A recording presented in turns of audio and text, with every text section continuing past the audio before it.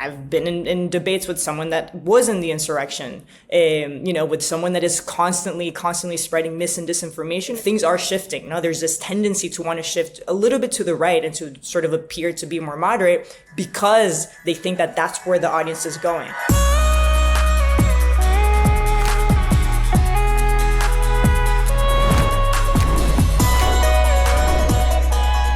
Welcome to Assembly Required with Stacey Abrams from Crooked Media.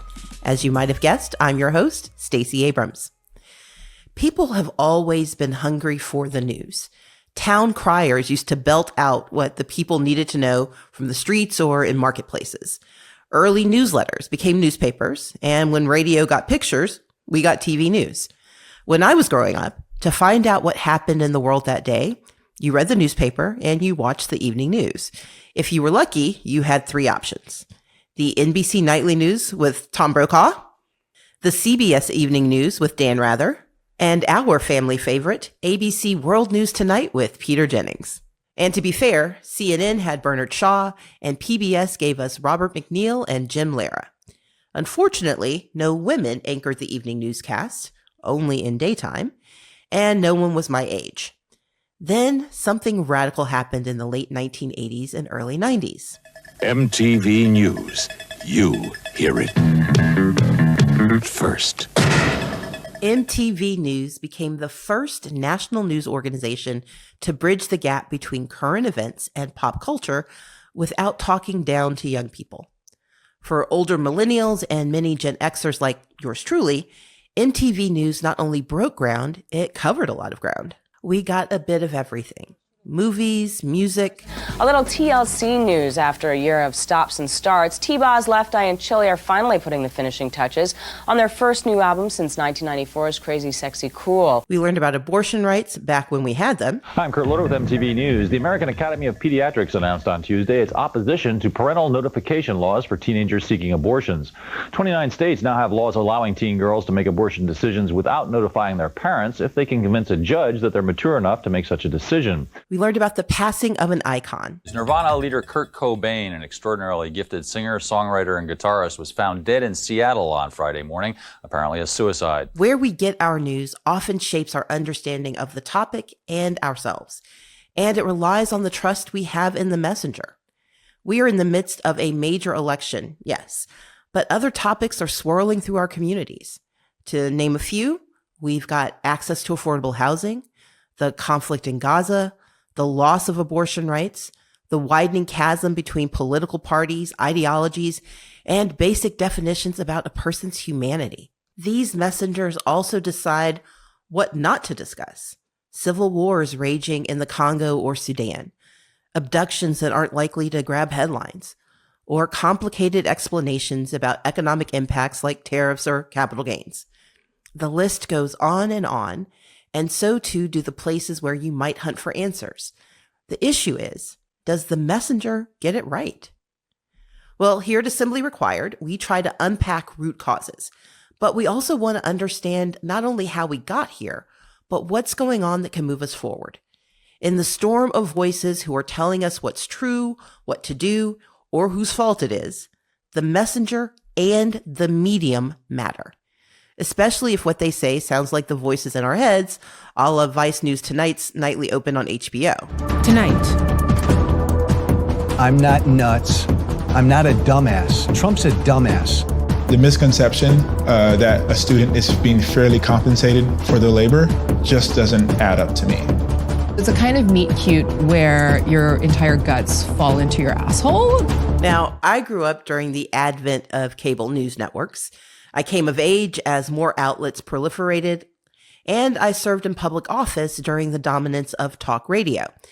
And now we've got social media feeds, podcasts, and microsites that are explaining the world to even more people.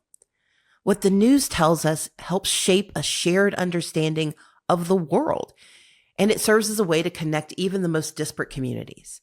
I may not have agreed with my high school nemesis about who should be president, but we at least had the same facts to argue about. Young people today are emblematic of why we should care about the demise of these shared news outlets, especially ones that cater to a youth consciousness. As young people shape their political and civic identities, it's natural to seek out news coverage that speaks directly to them now more than ever.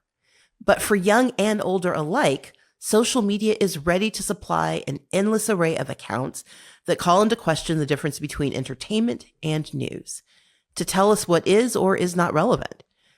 When the number of voices weighing in on an issue becomes overwhelming, users have to figure out what to listen to on any given topic. These days, the overload of content on a For You page makes it harder for most people to navigate false information or to find real information. And so does parsing through whatever the algorithm is feeding you. So, what do? We listen to those of the generation that will be in charge of how we understand much of the world going forward. And I'd prefer to hear what they have to say sooner rather than later. So I'm going to the source. Today's guests are Paola Ramos, a journalist, author, and an alum of Vice News, as well as the Washington Post's Joseph Ferguson, a producer and host of the news outlet's TikTok account. We'll dive into how newsmakers and organizations are creating this century's version of the town square, so we can all better understand the best way to navigate the onslaught of information and make sense of what we learn. More after the break. Paola Ramos and Joseph Ferguson, welcome to Assembly Required with Stacey Abrams. It's great to have you. So good to be here. Thank you so much. Yeah, thank you for having me. So I opened the episode talking about how I was first introduced to the news, and I want to learn about your individual journeys. Paola, your introduction may have been a bit different as your father was a journalist. Do you have a story about how news media and journalism entered your world, whether you wanted it to or not? No, I think I was almost born into it, you know? And from all aspects of my family. My father's a journalist, my mother's a journalist, my grandfather's a journalist, so I almost had no option but to be standing where I am today. I think the story for me actually starts in something that's rooted in sort of the immigrant experience in this country. You know, my father left Mexico in the 80s because he couldn't cover the news in Mexico at that time the way that he wanted to. And so he came to this country for that reason. My grandfather was a political prisoner under Fidel Castro. And so he too fled to this country because he couldn't sort of tell the news the way that he wanted to. And then my mother, as a Cuban exile, as a very young Cuban exile, came of age in a Spain that was in the midst of a transition from Franco to democracy. And so I came up in a family environment where this idea of freedom of expression, freedom of assembly, this idea of becoming who you want to be was very much ingrained to me since the start. Now, I grew up in watching my father do the news as a news anchor in his studio. I grew up watching my mother write columns, my grandfather write books. And so those were sort of the principles that I then pursued, starting first in politics, but then now as a journalist. Now that this idea that in this country, it is my right and to do what perhaps my parents couldn't do in both Cuba and Mexico back then. So you said starting first in politics. Tell me a little bit about that. So I graduated from Barnard College, and I graduated right as the time that President Obama was stepping into the White House. And so I think it makes sense, sort of given my parents' journeys, that I was very much, part of the generation that was influenced and believed in this idea of hope and change. And so the second I graduated from college, I moved to DC. I started as an intern in the Obama White House, miraculously got hired. And so the first years of my career was politics, was very much inspired by that movement, by that coalition. I started in the Obama White House. I worked the 2012 re-election campaign in Chicago. I moved back to New York City for Hillary Clinton's 2016 political campaign. And then I made the turn into journalism once I figured out, after we lost that election, that I could use my power better in media and sort of ask the tough questions that I really wanted to ask in politics, but felt like I couldn't outside. And ever since, I've never looked back. Well, Joseph, I saw you making a very encouraging face when she mentioned the word power. Can you talk a little bit about your introduction to the world of journalism and how power has played a role in how you think about the media and your place in it? Yeah, I think so. My introduction to politics, my dad, I don't think he'll get mad at this description, but he's a history nerd. We always talked about history in a way that he made it interesting as a competing set of powers and ideals, as groups of people wanting a thing, having it out, and then maybe something happens after that. I got introduced to it like in the international space. I think Iran-Contra was the first thing I really remember learning a lot about. I remember my dad breaking out an atlas and showing me where all the countries are and what the narratives were and all that kind of stuff. Then I went to, I have a stutter, I have a speech disability, and my speech therapist recommended Model United Nations, because it involves lots of public speaking. You have to stand up, you have to articulate yourself, and also you have to go up to people you don't know and try to whip votes for your fake resolution and just really being in people's faces. And I think that really brought me out of my shell when it comes to news and politics. And I think that understanding with Model UN, understanding your voice and your power, and even with you could be a small country whipping votes, big resolution. So it really helped me understand competing interests, what people want, and how to make a deal in that really weird, like almost trite sense. But it was a good exercise in talking to people and really understanding what they want. And I think through that, I kind of was just like catapulted into journalism and making these videos. Well, for both of you, there was this early exposure not only to journalism and history and politics, but also the idea of questioning. You grew up in families that encouraged you, it seems, to ask questions, to be curious. And that seems to have shaped not only your careers, but how you've approached it. So I'm going to start with you, Paola. Can you talk a little bit about the power of asking these questions and how you've thought about that as you think about the stories you're going to tell next? Yeah, I mean, I think that was the beauty and the privilege of growing up around journalists that was sort of mirrored for me, you know? And so one of the first things that my father told me was, as a journalist, the first responsibility that you have is to hold those in power accountable. You know, that was always like his lesson for me. No matter where you are, like if you have the pen and you have the microphone, that's what you have to do, right? And so I grew up watching this man like being kicked out of Donald Trump's press conference, you know, and going to Venezuela and being kicked out by an autocratic figure like Nicolás Maduro. The list goes on. I watched them call, you know, President Obama deporter in chief. Watch them kicked out of, you know, Mexican press conferences. And it seems funny, but it's because he sort of taught me when you have those, you know, initial 10 minutes with these important, powerful figures, take those 5 minutes as if they would be gone. You know, as if that first or that second question would be the last question that you will and that you could be able to ask those figures. And so that was the first question, sort of the first lesson that I learned from him. From my mom as a journalist, I perhaps learned an even more important thing that we often don't talk about as journalists, which is lead with empathy. No, just the questioning isn't the most important thing. Go and walk into these stories with empathy. And from my grandfather, I learned what we never talk about as journalists, which is the importance to kind of like know when you have to shut your mouth and listen. No, the act of listening, of allowing the stories and the conversations and the interviews to take you somewhere else, because oftentimes that leads to the best stories. And so through those 3 lessons, I really tried to, I'm not there yet. I'm still learning. I'm still trying to, you know, be the better version of myself, but that's sort of what leads my work, no? Whether I'm interviewing a member of Congress, whether I'm interviewing, you know, an insurrectionist, whether I'm interviewing an asylum seeker at the border, those 3 principles guide my work. Well, Joseph, you talked a little bit about history, and asking questions of history has become a very fraught conversation these days. In fact, we're encouraged to not remember history. Can you talk a little bit about how you see the intersection of your power to ask questions, but also how the work you do illuminates the history that leads us to this moment?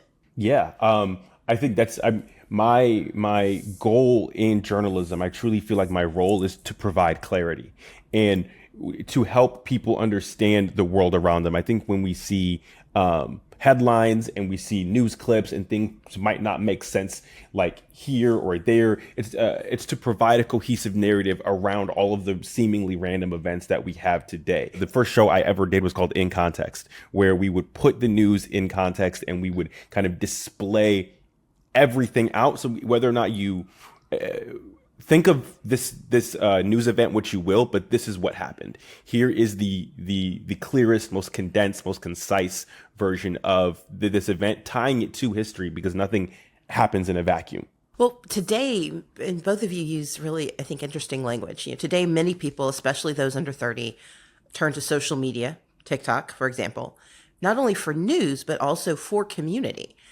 Paola, you mentioned the importance of empathy, and Joseph, you talked about just putting things in context. And the language that's been used to describe this is that today people value sense making. Where they gain information and understanding shapes how they process it.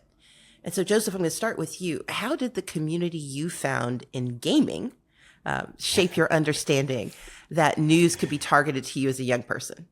Yeah, for sure. So when I was, had to be like 12 or 13, I played, me and my buddies, we played this game called Maple Story. It's like a 2D side-scroller game, but you can play with all your friends and you're all there. And it was really fun. We would go, and there was an update for the game that was coming out that was like going to fundamentally like reshape the way we were going to play this game. And I remember reading a story about it in this in Game Informer, and I read this story, and these words on the screen were going to affect like the way I spent my days after school. And that kind of like connection between something like this little hobby that I had here and like journalism was very like it in a really weird way, it connected the dots. It was like, oh wow, you can report on these things. These things are knowable. They went to developers and spoke to them. There are people making the game, and the journalists can talk to them and they can tell me what they said. Like it was very surreal. And it was like to steal a Jimmy Neutron reference, it was a brain blast moment. And I was like, wow, my world has opened up. So that's kind of like a very fun entry into like journalism for me. Well, Paola, I'm curious. You've mentioned your parents, your grandparents. What was your first singular moment separate from your family where you thought about how the news spoke to you and how you use it to speak to other people? It takes me back to the very first time that I did a TV appearance in Telemundo, right, which is one of the main Spanish language networks in this country. And I mean, I don't even remember when this was. This must have, maybe 2014. Is I remember the very first time I'm in 30 Rock here in New York City. They take me to the makeup room, and the makeup artist essentially says, I'm gonna sort of do your makeup the way that Telemundo wants you to look on screen. I said, okay. And so I sort of closed my eyes, and within the next like 10 minutes, I literally opened my eyes, and it was like honestly like looking at a different person. There was like, and I'm someone that like I obviously don't wear makeup. I dress how I want to dress, but it was like I had so much mascara on and all this lipstick, and I looked like a different version of myself. And I remember going on air for the first time and feeling so uncomfortable, right? And what was happening in that moment was that that institution was molding me in the same way that I grew up watching, these sort of Spanish language institutions, which was, women had to act and talk and appear a certain way. Men also had to act and talk and appear a certain way. And it was that image that I thought was what I had to strive for if I wanted to be, a Latino journalist in the United States. And I told myself, I will never do that again. No, and so if you ever put on MSNBC or Telemundo or Univision today, you will never see me conforming to that image. And so that just made me think, like, for me growing up, I didn't have, yes, I had my family as a reference, but I didn't have the reference of like, young queer Latinos on TV, or stories that sort of broke with the stereotypes that I had grown up with around what it meant to be a Latino in this country and what it meant to, love the way that I love. I always go back to like that moment, because that is like the day that I told myself, like, I will tell the news differently. To Joseph's point, like I will try to explain things differently and try to create like another image of what it means to be a journalist in this space. Thinking about that for both of you, there's the Jimmy Neutron reference, which is young for me, but old for a lot of people listening. There's the how do you find your space and how do you find your place when no one looks like you or seems to reflect who you are? That seems to be the tension that is the most pertinent for Gen Z and Gen Alpha. They are coming of age in a world where those who are older, millennials, Gen X like myself, boomers, where we were not always permitted that ability. And they're trying to find community and make sense of the world around them.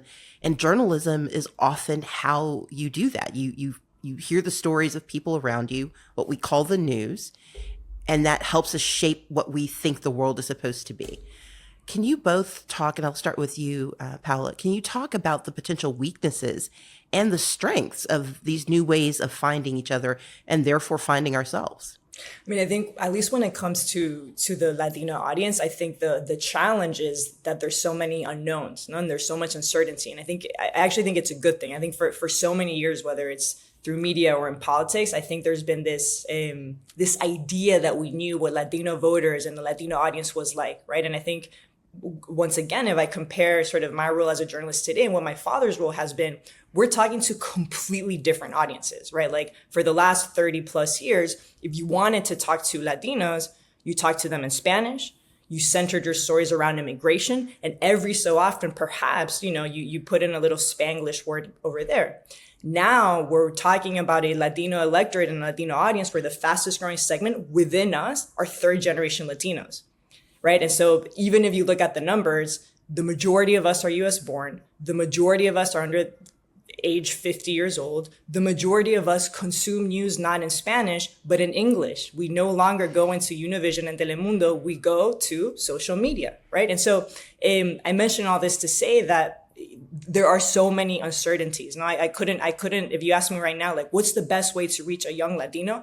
I don't think there's been enough studies out there, enough data out there, enough intentionality to really understand the way that this, the fastest growing segment is trying to consume news. What I do know is that the challenge as a journalist is that I know that I can no longer just do a hit on MSNBC without putting something on TikTok, because I know that I will never reach a young Latino just on NBC. No, I know that if I'm putting content on social media, and Joseph, you know this more than anyone, the facts that I am trying to tell people will also be countered with the amount of mis and disinformation that is flooding in the same circles and the same WhatsApp circles that a lot of young Latinos are on, because as they're consuming news from me, they're also trying to stay in touch with their families. And right, so I think there's all these political, cultural dynamics that are happening in at the same time. No longer are the days where, you got to just sit on your couch at 6:30 p.m. and watch my dad's newscast. That's completely gone. And Joseph, as I kick it to you, we know that young Black men in particular are one of the chief targets of disinformation. We know that much in the way that Paola is describing young Latinos, the same is true for diverse audiences, especially for young Black men and young Black women. Can you talk a bit about the weaknesses and the strengths and particularly the work that you've been doing around these conversations? Yeah, I mean, I think that to Paolo's point, I think the space is competitive, right? I think that when you're going on social media, there's a lot of different voices saying a lot of different things. And the best way I have learned how to counteract that is constantly trying to give the audiences something of value, right? Not necessarily always just throwing them the red meat that I think that they would want to hear, but actually diving into some analysis that'll make you have your Jimmy Neutron moment where you're like, oh, wow, I understand this thing differently now. I think that when people talk about vertical video, I hear people say TikTok a lot, and TikTok is, I think, the one right now, but we are everywhere. TikTok, I think, is the most popular one, but we are everywhere. We're making stuff on Instagram. We're making stuff on YouTube Shorts. We are trying to get people where they are. And we don't want, I feel a lot of pride knowing that our videos are just going to come up when you're scrolling. And then you'll see it and you're like, oh my gosh, this is crazy. And then I'm not asking you to go to our website and sign up. I'm not asking you to go off platform. We're going to come where you are, speak the language of the platform, and try to earn your loyalty with our analysis and our fact-based reporting. So to follow that a little bit more, is there a cheat code that we should use when we're trying to figure out how to engage audiences to get them to consume information, to do that kind of analysis? What's the cheat code that you use that helps achieve this very complex and often very disparate set of issues and pull them together. So what I'm going to say is going to sound reductive without getting too much into like audience strategy. But I think number one is authenticity. I think that like audiences will be able to sniff out if you are not being yourself. Like they can just look in your eyes and tell that's not who you are. And I think they're going to call that out in the comment section. They're going to make memes about how you're fake. Like it is going to be relentless and they're going to see it. And I think number two, which is something it's just like has been a guiding light for my career, is like make stuff that you would want to see on the internet. I think that as special and unique as everybody is, I think that we share a lot of commonalities. And if you want to see it, someone else is going to want to see it, and they're going to share it with their friend who wants to see it. So I think that as long as you are being authentically yourself and making the stuff that you would want to see, it's the misinformation space is always going to be competitive. Lying is always going to be easier than telling the truth. But I think that when you do this kind of good work and you do it consistently, you earn the credibility from your audience, and they're going to take your word over, whoever on TikTok. Well, you both have audiences that are broad. I mean, yes, you are both younger. Yes, you tend to use mediums that are particularly, I think, salient for younger viewers, younger watchers. But you've got a lot of folks. You've got older, you've got people who are coming to you. As you pointed out, Joseph, they're coming to you on YouTube and the Washington Post. So can you talk, both of you, and I'll start with you, Joseph, how important is it to you to explore the new ways to engage your audiences given the generational divides? Do you have an audience that you're speaking to and you let everyone else overhear it? Or do you think about the differentiation in age and experience for the audience you're talking to? Yeah, it's interesting. So when I cut up the audience and I think about who's going to be watching this video, I think I cut it on platform lines, not necessarily age lines. I think that like the platform has a specific language that they speak. Twitch is different than TikTok, is different than YouTube, is different than Discord. And I think that like all of these platforms, you can optimize for them. I think it starts with obviously great reporting and a good solid video base, but then you optimize for the language of that particular platform. And maybe you optimize for the UI of that platform. Cause like, I know that I can't put a graphic here because the comment section is going to be right there. So it's not going to do that. So I think that like optimizing for the language of the platform is the most important thing. And I think whoever watches it there is going to watch it there because they're there because they like consuming content on that platform. And I'm going to optimize our Washington Post reporting for this platform. And I'll throw in some humor. And I think that is how you make it stick. It starts with great reporting, optimizing for that platform, and just trying to speak their language. You never want to come in there like, hey, fellow kids, like, because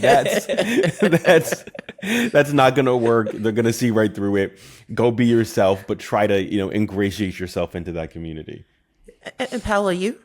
Yeah, for me, I think I'm always conscious of I think one of the things that often happens, particularly with like the younger Latino audience, is that you start neglecting your roots. You start neglecting the Spanish language audience, the Telemundo, Univisions of the world. And that is something that I've noticed around me at all. And so I'm always trying to like hop around three spaces, Telemundo, the sort of mainstream cable news world in English, and then social media. And I think for the three of those spaces, I try and go into it understanding that I have different missions. When I go on Telemundo and I speak Spanish, I know that my audience are going to be 60-plus-year-old, mostly Latina women, right? And I know that I have those 3-4 minutes to sort of push the conversation, right? And what I mean by that is, for instance, when I go into a Telemundo, oftentimes you won't hear the word abortion.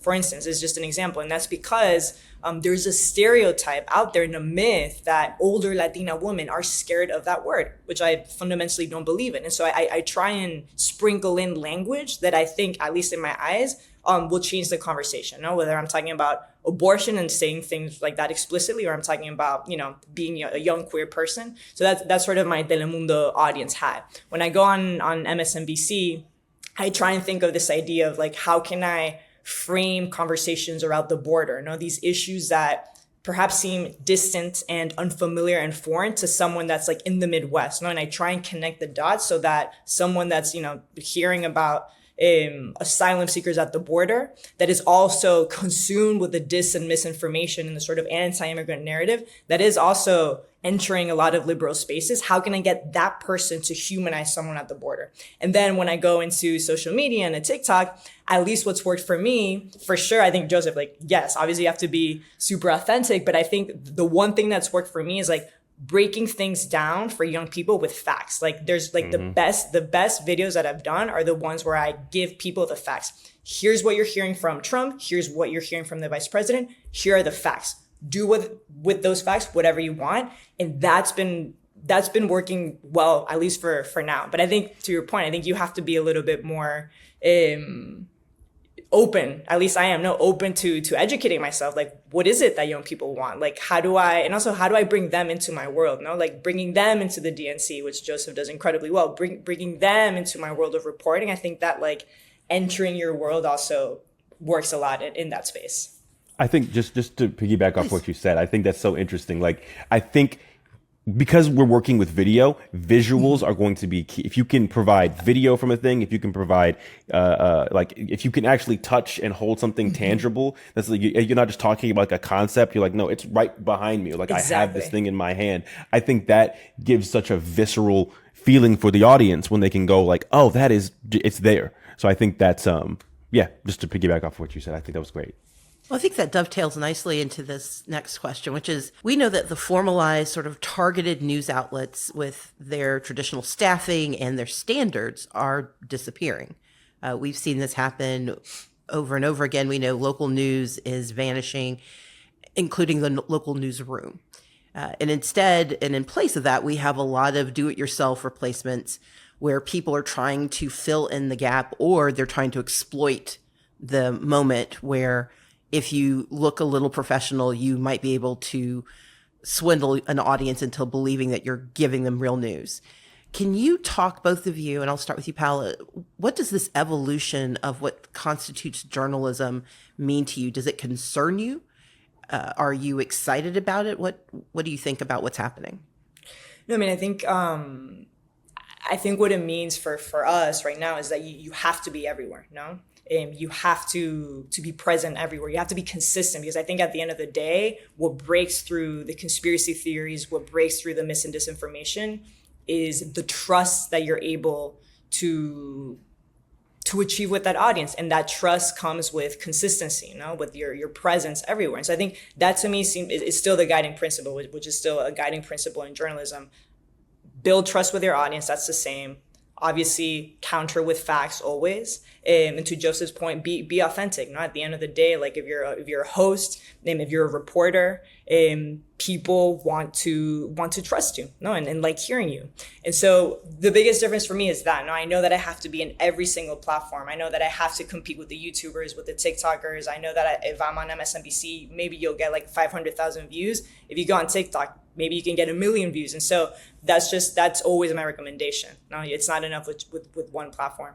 And Joseph, I mean, as someone who was really on the vanguard of creating some of the new ways we consume the news, are you excited about this evolution? Are you concerned about it? What are you thinking about what's happening?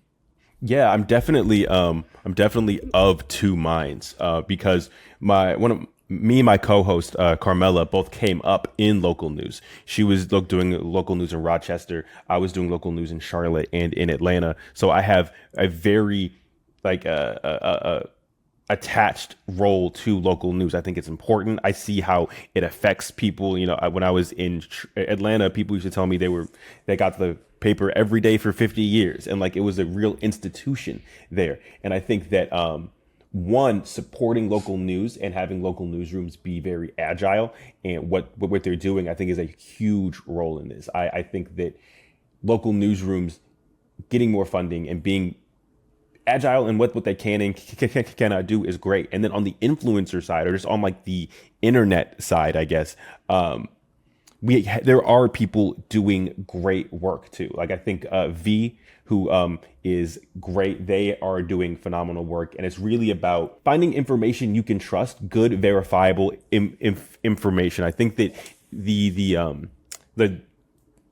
allure of misinformation is that it just feels good, and it's like, oh, this is gonna like scratch an itch in my brain. But good analysis will always beat bad information, and I think that when you the problem that we run into is that it's easier to turn on a camera and lie than it is to do really good reporting and thoroughly fact check things. So I think that how we get out of this is doing lots of really good reporting. And again, that sounds very reductive and it sounds but like where the people are. I think that if a lot of really good journalists get on TikTok or get on YouTube Shorts or Instagram Reels and start not only that, but something that we've seen a lot of success in is showing our process. Like when you say this investigative reporter combed through 5,000 pages to find these discrepancies, you show the stacks of papers that they went through, and you can kind of like walk them through all the work that went into it. They didn't just turn on a camera and have an opinion. They like went through the hard work of researching. And I think that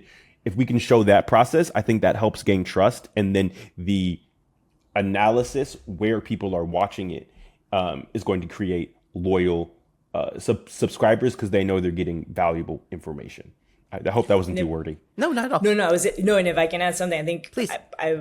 What I wanted to say is like, and I didn't mean to discredit it before, like I can't do any authentic reporting on the ground without the help of local journalists. And that is truth at the border in Mexico or in the United States, right? And I think, you know, that is still one of the foundations of like good journalism. Like as someone that is in New York City, you know, that is sort of like far away from where things are happening, like my number one resources in my number one education continues to be from the local fixers in Mexico, from my local fixers at the border, from my journalists in the States. And so I think I just wanted to make sure that I added that, no, because obviously there's a fixation with social media, and obviously we have to be everywhere, like I said before, but the real facts and the eyes on the ground continue to be the local journalists, and that remains true whether there's 3 staffers left or 10 staffers left, no?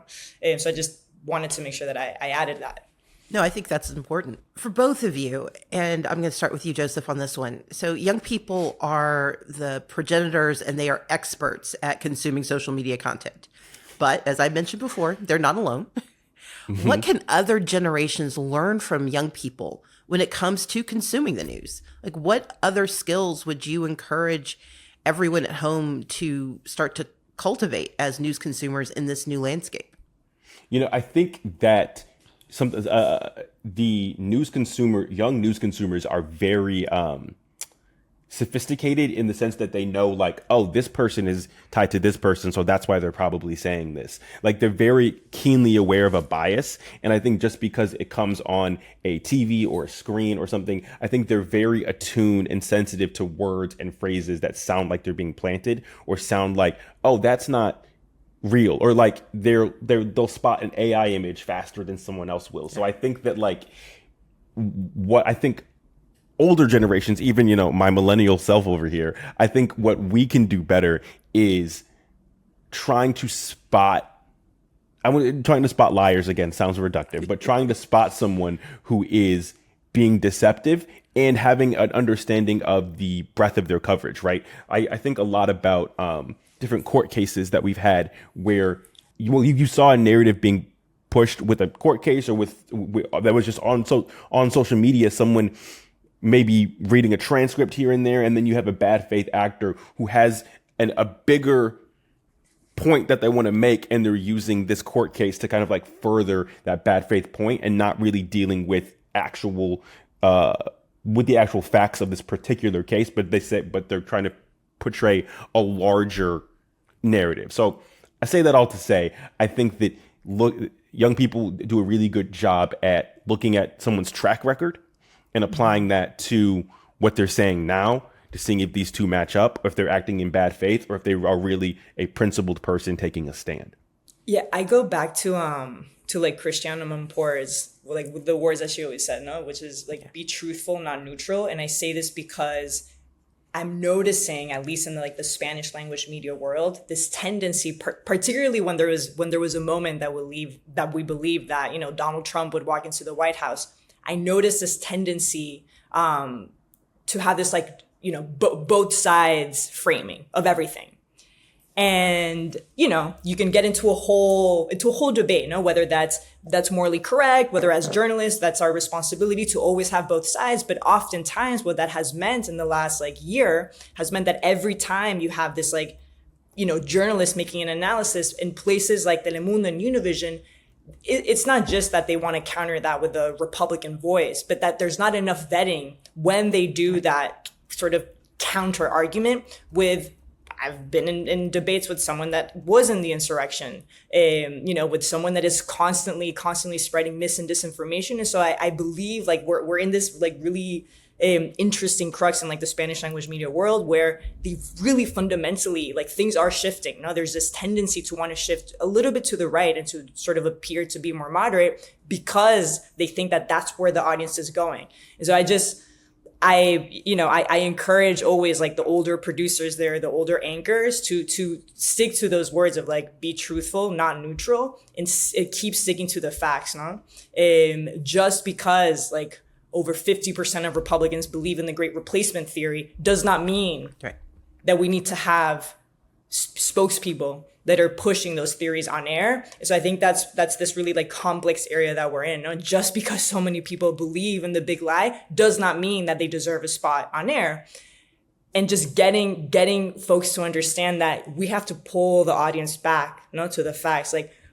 And I think that's kind of the hard part of our jobs right now for all of us, that this isn't media as we know it. We're kind of entering this really unknown territory in media and in politics where after almost a decade of mis and disinformation and after 4 years of the big lie and these sort of fringe theories becoming normalized, that's what we're up against. Yeah. We're up against sort of bringing back the audience to the facts and to news as we know it, and that no longer exists. To your point, when we were at the RNC and the DNC, we did a fact check every day. And seeing the audience's reaction to that has been really, really positive and great. They're like, thank you for fact checking both sides. Thank you for showing that you can do objective reporting. So I think that there is a real, to your point, there is a real hunger for what is real and what is not, and just lay out some of the facts for me. So we've seen a really good reception of that from our audience. Well, that's actually the perfect way to bring out my last question. So one of the things we're exploring with this podcast is how do we talk about challenging, complex, often problematic issues that we're all facing, but doing it with a perspective that says we can do something about it. And you guys talked about fact checking. You talked about making sure you're holding producers accountable. What are some other strategies that news organizations should employ, not only to reach more diverse audiences who are in search of a new way to news, but to make sure that when they get there, they stay there because they trust what they're getting? I think we're also trying to figure that out. I think one of my strategies has been, and it's a debate, right? The debate is, do you give space and airtime to people that are fundamentally spreading lies? Do you silo them? I think that's the conversations that I have constantly with my producers and executives.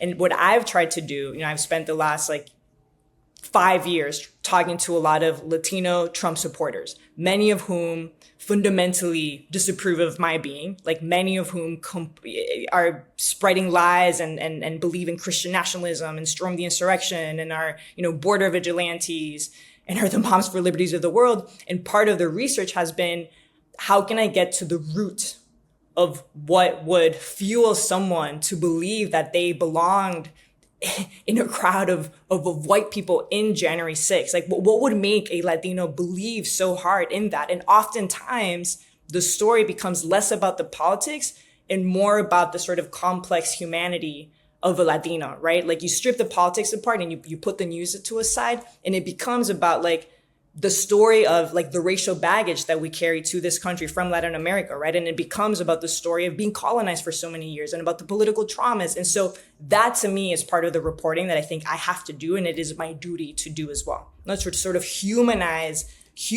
where all of this is coming from, because then I have a small chance of having better dialogues and more open dialogues, and then I get to the facts, no? But unless I can get someone to look at me in the eyes and to explain that journey, it's really hard. And so the way that I'm trying to do it is yes, get people to have those conversations with you, even though it's those that don't, believe in anything that you do. As President Obama said during the DNC, it is also our duty to talk to those that disagree with us. And if you have that opportunity, then have a conversation with facts. That's sort of how I'm trying to approach it. Joseph, you got the last word. Oh boy. So I this is a hard one. right. I'm going to try. I think that for me, I think it goes back to clarity and context. I think that if someone watches a video of mine and comes away with like, I know this bad thing is happening or this big thing is happening, but I don't really know why it's happening, then I think I haven't done my job. I think that like nameless, faceless bureaucrat didn't do this. This department head from this organization from this part of the government is doing this thing, whether that be local, whether that be national, fed, whatever. My goal is to put a name and a face to the things that are happening in your everyday life, to the places where you feel government or you don't, or that is a decision that someone has made. So it's really laying out this body made this choice over here to do this and this. And I think if you make that in a digestible way, young audiences and just all audiences really want to hear that. So making everything clear and I think spelling it all out, like this person is doing this for this reason and this is why they want to do that, I think is what I've seen as the best way to communicate news and to provide a narrative around why things are happening. They're not just like random events. Each week, we want to leave the audience with something, an opportunity to make a difference and a way to get involved or just get started on your own in a segment we like to call our Toolkit. So just so you both know, here at Assembly Required, we try to encourage the audience to be curious, to do good and solve problems. And because of Paola, we're now going to add be truthful, not neutral. And I know with credit to Christian Amanpour. But as people who understand the scope of journalism from your parents' generation to now, one of the ways I want us to think about doing good is how would you advise aspiring journalists to do good in this ever-evolving landscape? Paola, we'll start with you and then go to Joseph. Yeah, I mean, this sounds cheesy, but it was also the first lesson, one of the first lessons that was given to me, which was find your voice. And I say this because we're all looking at the same stories. We're all looking at the same facts. We're all looking at this changing landscape, but you, the listener, there's only one angle that you can provide. Now, you can always tell the story in a distinct way, and you can always find something different. And all of that comes as the culmination of your lived experience and who you are. So I think understanding like how to find your voice will completely change your trajectory in journalism. As someone who, their journalism job might not have existed 10 years ago, I think that like my perspective on it is it's about the message, not the medium, and find something that you want to talk about. For me, it was news and politics, and it's something that I was really passionate about. And don't let anyone, it's again cheesy, but don't let anyone tell you that like your thing isn't going to be good or your thing isn't popular or your thing won't take off. I think that as long as you are humble enough to take the constructive criticism and driven enough to keep improving on the thing that you're making, I think you'll have no choice but to succeed. So I think just be yourself and work really hard. Fantastic. Well, look, one of the other pieces that we try to tackle here is solving problems and being curious. And back in 2017, PBS NewsHour's Student Reporting Labs turned to its network of teen reporters in urban and rural communities around the country to find out what young people really think about fake news, about how it's affected their lives and the role that journalism plays in their communities. I think it's important that teens don't only get their information from social media, but they get it from a multitude of news sources. So they would not only read it from social media, but they would be able to expand their knowledge on the subject by reading from CNN, from Fox, from Huffington Post, etc. Because the best way to understand a subject is to gain more information on it from different viewpoints. Well, as our commentator said, it's not only the best way to gain insight, it's also the best way to solve problems. So if you're curious to learn more and you want to solve the problem of misinformation and fake news, we invite you to check out PBS's Misinformation Overload at srl-misinformationoverload.tumblr.com. And speaking of curiosity, we want to hear your questions about navigating news sources. Send us an email at assemblyrequired@crooked.com or leave us a voicemail, and you and your questions might be featured on the pod. Our number is 213-293-9509. Paola, Ramos, Joseph Ferguson, thank you so much for being here with me. That's all from us today here at Assembly Required with Stacey Abrams. We'll talk to you next week.